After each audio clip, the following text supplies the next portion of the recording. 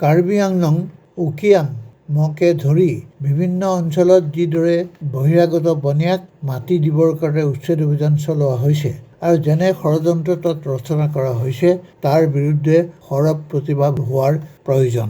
এই সময়ত আমি অনুৰোধ কৰিছোঁ যে সকলো বিৰোধী দল এক হৈ এই জাতি ধ্বংসী যজ্ঞ বদ্ধ কৰাৰ বাবে আন্দোলন আৰম্ভ কৰক আৰু কোনো ৰকমৰ হিংসাৰ প্ৰশ্ৰয় নিদিয়াকৈ অহিংস সত্যাগ্ৰহ জাতীয় আন্দোলন এই সকলো অঞ্চলতে আৰম্ভ কৰিব লাগে। নলবাৰীৰ ঘটনাৰ পিছত এইটো স্পষ্ট হৈ পৰিছে যে চৰকাৰ আৰু কিছুমান গুণ্ডা সংগঠন গোট খাই মানুহক ভয় খুৱাব খুজিছে, ধমক দিব খুজিছে। আমি এইটো সহ্য কৰি থাকিলে নহ'ব। আমি ইয়াৰ বিৰুদ্ধে সবল প্ৰতিবাদ কৰিব লাগিব আৰু বিভিন্ন আইন উলংঘা কৰি কিদৰে মাটি আমাৰ ভূমিপুত্ৰ জনজাতীয় ভাইসকলৰ হাতৰ পৰা কাঢ়ি নি বহিৰাগত বনীয়াক আদানী আম্বানীক দিব খুজিছে তাৰ বিৰুদ্ধে অত্যন্ত সজোৰ সবল প্ৰতিবাদ কৰাৰ প্ৰয়োজন হৈছে। এই ক্ষেত্ৰত অসমৰ যুৱক যুৱতীসকলে আগভাগ ল'ব লাগিব।